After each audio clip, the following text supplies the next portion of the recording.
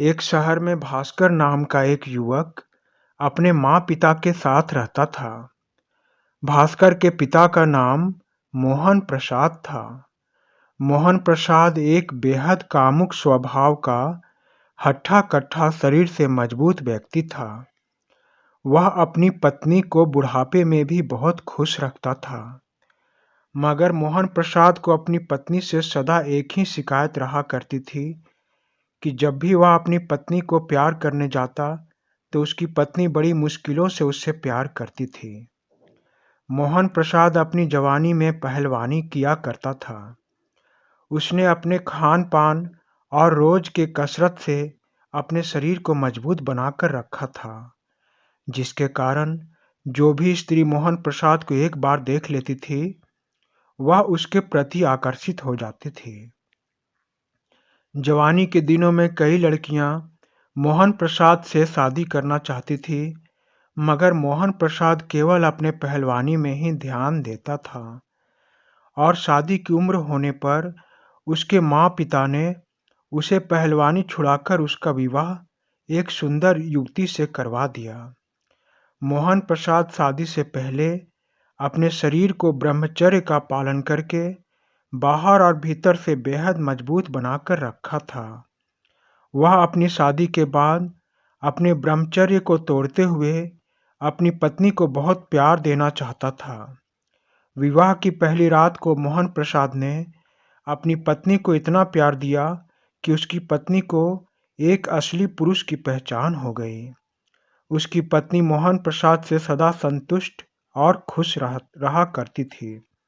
वह अपने पति की हर इच्छा का पालन करती और अपने पति की बड़ी आदर किया करती थी। मोहन प्रसाद के अपनी पत्नी के बेहिसाब प्यार करने से एक वर्ष में उसकी पत्नी ने एक बेटे को जन्म दिया। मगर जैसे-जैसे दिन बीतते गए, मोहन प्रसाद की जवानी बढ़ती गई। इसके पीछे का कारण यह था कि मोहन प्रसाद अपनी जवानी के दिनों में ब्रह्मचर्य का पालन किया करता था। वह यदि चाहता तो उसकी एक मुस्कान पर कई लड़कियां उससे शादी कर लेती, मगर मोहन प्रसाद ने अपनी जवानी अपनी पत्नी के लिए बचा कर रखा था, जिसका अब वह अपनी पत्नी पर दिल खोल कर लुटा रहा था। उसके शक्ति के आगे उसकी पत्नी हार मान लेती थी। अब मोहन प्रसाद का बेटा भास्कर युवा हो गया था। मोहन प्रसाद और उसकी पत्नी अपने बेटे के शादी के लिए एक योग्य लड़की की तलाश करने लगे। भास्कर एक प्राइवेट कंपनी में अच्छी पोस्ट पर नौकरी किया करता था। भास्कर भी अपने पिता के समान घर में ही कसरत करता था और अपने आप को मजबूत बनाने की पूरी कोशिश करता था। कुछ ही दिनों में भास्कर के माँ-पिता को एक सुंदर और सुशील बहू मिल गई। भास्कर ने भी जब अपनी होने वाली पत्नी की फोटो देखी तो उसने भी शादी के लिए हाँ कर दिया। उसकी होने वाली पत्नी का नाम मधु था। कुछ ही दिनों में भास्कर की शादी मधु से हो गई। मधु एक सुंदर सुशील, घर के काम काज को अच्छे से करने वाली, एक आधुनिक विचारों वाली स्त्री थी। आज की रात उसके विवाह की पहली रात थी। मधु अपने सेज पर बैठी अपने पति का इंतजार कर रही थी। थोड़ी ही देर में जब उसका पति भास्कर कमरे में दाखिल हुआ तो उसने देखा कमरे में उसकी पत्नी नहीं थी। वह बड़ा हैरान हुआ। उसने सेज के नीचे जब झुककर देखा तो वहां भी उसकी पत्नी नहीं थी।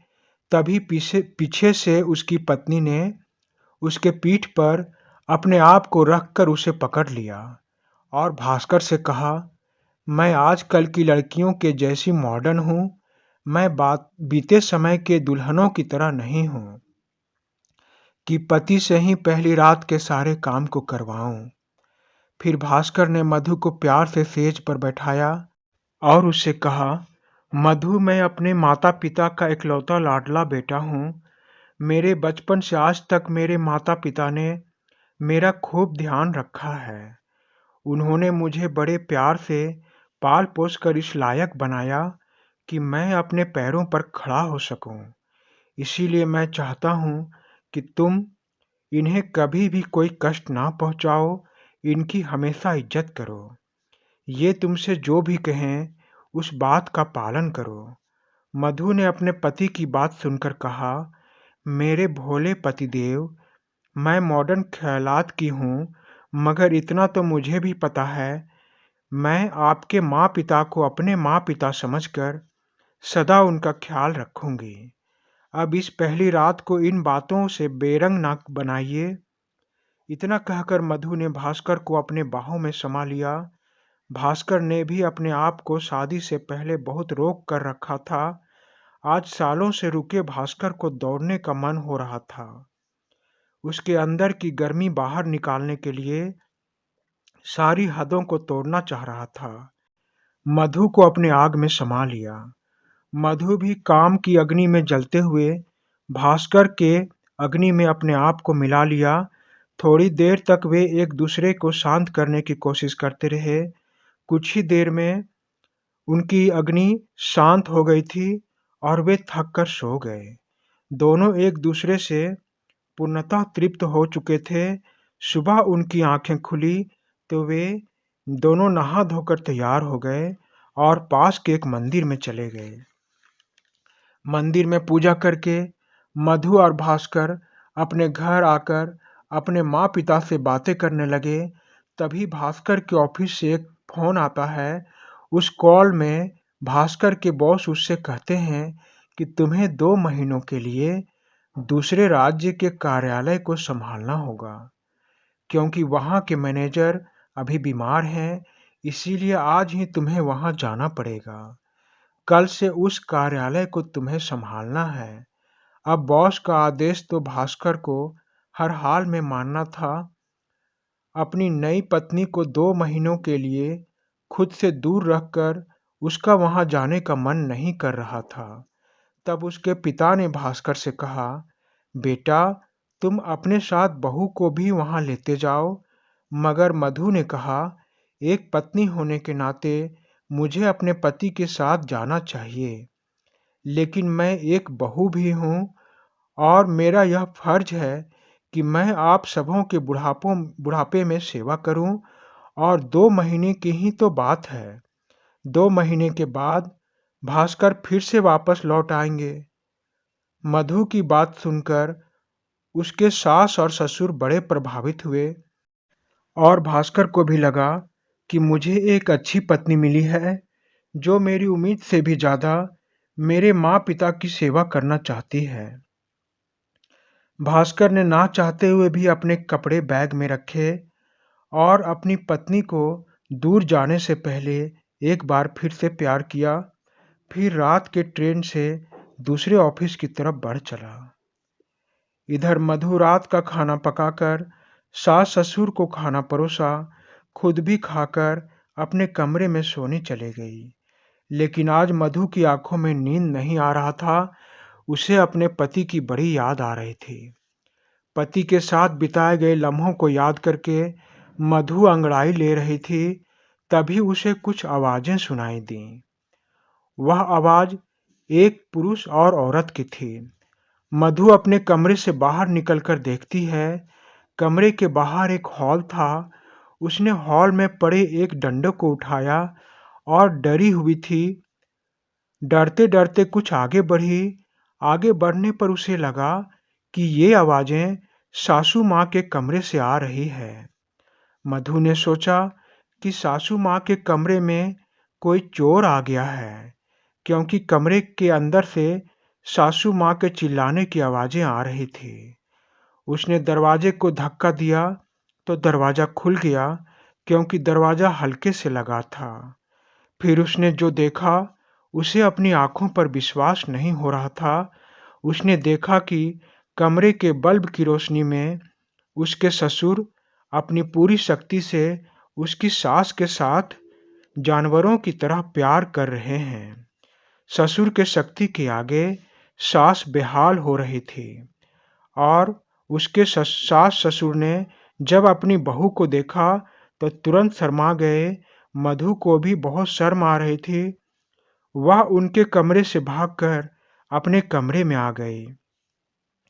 मधु अपने कमरे में आकर जोर जोर से सांसें ले रही थी। उसने आज अपने सास ससुर को इस हालत में देख लिया था, इसीलिए वह बेहद डरी हुई थी। वह अपने कमरे का दरवाजा बंद करके बत्ती बुझाकर सोने की बहुत कोशिश करने लगी, मगर इन घटनाओं ने उसे सोने नहीं दिया। किसी तरह से मधु ने रात गुजारी। जब सुबह हुआ तो उसके कदम रात की घटना को याद करके कमरे में ही रुक गया। तभी बाहर से उसकी सास ने उसे आवाज लगाई, मधु, बेटी मधु, आज कितना देर हो गया, तुम अभी तक सोई हो? जल्दी उठो, देखो 8 बज गए हैं। मधु तो रात भर नहीं सोई थी। वह तो दरवाजे के पास ही खड़ी थी। उसने दरवाजा खोला तो उसकी सास ने बड़े प्यार से उससे कहा, बेटी, कल रात को जो तुमने देखा उसमें हमारी ही गलती थी। हमने अपने कमरे के दरवाजे को ठीक से बंद नहीं किया था। देखो मधु, हर पति पत्नी आपस में रोज प्यार करते हैं। यह तो एक सामान्य कार्य है। इसीलिए कल रात की बात को अपने मन से भुला दो और इस बारे में मेरे बेटे को कुछ नहीं बताना। सासू माँ की बातें सुनकर मधु ने कहा, इसमें मेरी ही गलती थी। मुझे आपके कमरे का दरवाजा नहीं खोलना चाहिए था। और आप निश्चिंत रहें सासू माँ, मैं आपके बेटे से इस बारे में कुछ भी नहीं कहूँगी। फिर मधु निश्चिंत होकर नहाने चली गई। आज नहाते हुए मधु को ऐसा लग रहा था जैसे उसे कोई देख रहा है। वह जल्दी जल्दी नहाकर बाहर आती है तो उसे वहां कोई नजर नहीं आता। वह अपने मन के वहम को जानकर घर के कामों में अपने आप को लगा लेती है। रात का खाना खाकर सभी अपने कमरे में चले जाते हैं। आज सासू माँ के कमरे से कोई आवाज नहीं आ रही थी। मधु अपने पति की याद में खोई सो जाती है। लेकिन आधी रात को अचानक मधु की नींद खुल गई। आज रात फिर सासू माँ की चिल्लाने की आवाजें आ रही थी। यह आवाज थोड़ी देर बंद हो जाती, फिर दोबारा आने लगती। अब मधु अच्छी तरह से जानती थी कि यह आवाजें क्यों आ रही है। इसीलिए मधु मुस्कुराकर अपने ही कमरे में सोने की दोबारा कोशिश करती है, मगर कुछ देर तक सासू माँ की आवाजें आती रही, जिससे मधु को नींद नहीं आ रही थी। थोड़ी देर के बाद आवाजें आनी बंद हो गई और मधु के अलावे सभी सो गए। हर रात को ऐसा ही होता था, जिससे मधु की नींद अक्सर टूट जाया करती थी। और एक बार नींद टूट जाने के बाद मधु लाख कोशिश करती, मगर नींद उसकी आंखों से आवाजें सुनने के बाद बहुत दूर रहती थी। एक तो मधु का पति उससे दूर चला गया था, दूसरी रोज रात को सासू माँ के चिल्लाने की आवाज से मधु असामान्य रूप से चिंतित रहने लगी।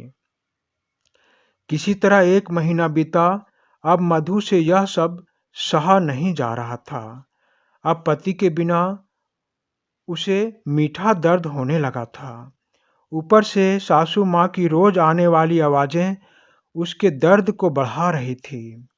रोज रात को सासू माँ के चिल्लाने की आवाजें सुनकर मधु मदहोश हो जाती और सोचती, काश मैं भी किसी के द्वारा दर्द में अपने आप को भुलाकर असीमित सुख को प्राप्त करती। मगर मुझे सुख देने वाला 1 महीने से बाहर चला गया है और मैं यहाँ अकेले तड़प रही हूँ। अब मुझसे यह नहीं सहा जाता, लेकिन मैं अपने पति के इंतजार के अलावे क्या कर सकती हूँ। अगली रात को मधु के साथ कुछ ऐसा हुआ जिसकी कामना वह रोज करती थी। रात में मधु और उसके सास ससुर खाना खाकर अपने कमरे में चले गए। मधु भी अपने कमरे में जाकर सो गई। आज वह बहुत थकी होने के कारण अपने कमरे का दरवाजा बंद करना भूल गई थी। वह मदहोश होकर गहरी नींद में थी। रात के कुछ पहर बीत जाने के बाद आधी रात में मधु का ससुर मोहन प्रसाद अपनी पत्नी को बेहिसाब प्यार करने के बाद जब लघु शंका करने बाथरूम जा रहा था, तभी रास्ते में पड़ने वाला बहू का कमरा उसे दिखा। मधु प्रसाद ने देखा बहू के कमरे का दरवाजा खुला है। कमरे की रोशनी में मधु अपने बिस्तर पर बदहोश होकर सोई है। मधु इतनी गहरी नींद में सोई है कि उसके अंतरंग दिखाई दे रहे हैं। उसे देखकर मोहन प्रसाद की दोबारा काम अग्नि जलने लगी। मगर कुछ सोचकर मोहन प्रसाद बाथरूम की ओर चला गया। बाथरूम से वापस आकर वह अपने कमरे में चला गया। कमरे में जाकर अपनी पत्नी को मधु के बारे में बताया। उसकी पत्नी ने भी बहू को इस तरह से सोते हुए देखा। मधु की सास अपनी बहू के अंदर की अतृप्ति को भली भांति पहचान गई। उसे मधु पर दया आ रही थी। फिर कुछ सोचकर मधु की सास अपने कमरे में आकर अपने पति मोहन प्रसाद से कहती है, मैं कुछ दिनों से यह महसूस कर रही हूँ कि हमारी बहू खोई खोई रहती है। नए नए विवाह होने के बाद उसे एक ही दिन अपने पति का प्यार मिला। विवाह के बाद मधु बहुत उदास रहने लगी है। मेरे पूछने पर भी वह अपनी उदासी का कारण मुझसे नहीं कहती है। लेकिन मैंने भी अपने बाल को धूप में नहीं पकाया है। मैं अपनी बहू की इस हालत को अच्छे से जानती हूँ। हमारी बहू काम के बिना उदास और दुखी रहने लगी है। अपनी पत्नी की बात सुनकर मोहन प्रसाद उसे कहता है, लेकिन इसमें हम क्या कर सकते हैं? तब उसकी पत्नी कहती है, हम उसकी मदद कर सकते हैं। आखिर हमारा बेटा बहू को हमारे ही भरोसे छोड़ गया है। अगर हम अपनी बहू की देखभाल ठीक से ना कर सकें तो यह गलत होगा। इसीलिए हमारा फर्ज बनता है कि हम अपनी बहू के दुख को दूर करें। मैं आपको यह कह रही हूँ कि आप बहू के कमरे में जाकर बहू के इस दुख को दूर कर दीजिए। अपनी पत्नी की बात सुनकर मोहन प्रसाद हैरान रह गया, मगर उसने सोचा कि हमें अपनी बहू के दुख को दूर करना चाहिए। यह सोचकर मोहन प्रसाद अपने कमरे से बाहर आया और अपनी बहू मधु के कमरे में चला गया। अंदर जाकर उसने कमरे की बत्ती बुझाकर मधु के दुख को दूर करने की कोशिश करने लगा। मधु की नींद खुल गई। उसने अपने पास एक काम अग्नि में जलते हुए शरीर को महसूस किया। वह समझ गई कि यह कोई और नहीं, मेरे ससुर जी हैं। सब कुछ समझकर भी वह चुपचाप रही और अपने आप को नींद में होने का नाटक करने लगी, क्योंकि मधु ने इस पल का कई दिनों से इंतजार किया था। आज मधु का इंतजार समाप्त होने वाला था। मोहन प्रसाद ने अपनी पूरी ताकत से मधु को प्यार दिया। मधु ने भी मोहन प्रसाद का पूरा साथ दिया। थोड़ी देर तक वे एक दूसरे की अग्नि को शांत करने में लगे रहे। कुछ देर में दोनों की लहरें शांत हो गई। फिर मोहन प्रसाद अपने कमरे में वापस चला गया। तब मोहन प्रसाद की पत्नी मधु के कमरे में आकर उसे प्यार से समझाया और उससे कहा कि मधु, यह सब मैंने तुम्हारे खुशी के लिए किया है। मधु अपनी सासू माँ की बात सुनकर इस घटना को किसी से नहीं बताने की सहमति दे दी। अब रोज मोहन प्रसाद मधु के दुख को दूर करने वहां चला जाता। मधु भी संपूर्ण सुख पाकर बहुत खुश रहने लगी। थोड़े ही दिनों में मधु का पति भास्कर अपने घर आया और अपनी पत्नी को भरपूर सुख देने लगा। मित्रों, उम्मीद करता हूँ कि यह कहानी आप सबों को पसंद आई होगी। कहानी पसंद आई है तो इसे लाइक करें, शेयर करें। यदि चैनल पर नए हैं तो मेरे इस चैनल को सब्सक्राइब करें और हाँ, घंटी को दबाना ना भूलें ताकि मेरी लिखी हुई कहानी सबसे पहले आपके पास आए। धन्यवाद मित्रों, धन्यवाद।